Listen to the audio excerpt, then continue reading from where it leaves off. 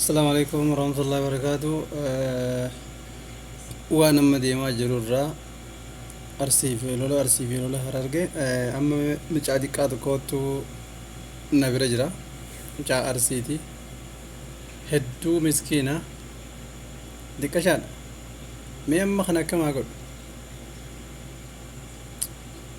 خيستو وري أشهد هرارجة أشهد أرسي وري جتنسون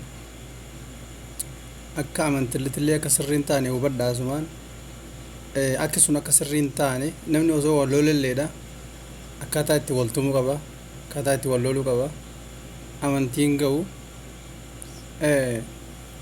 ashhadu arsii ji'i jechuun jalqaba irratti ibiddaaf if qopheessitee jirta sodaa rabbii dhabdee jirta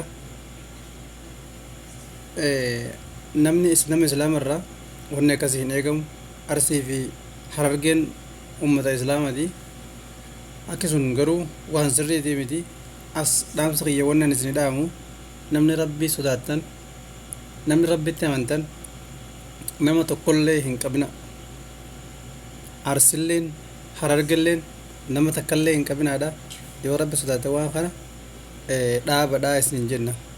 Assalaamu alaikum warahmatullah.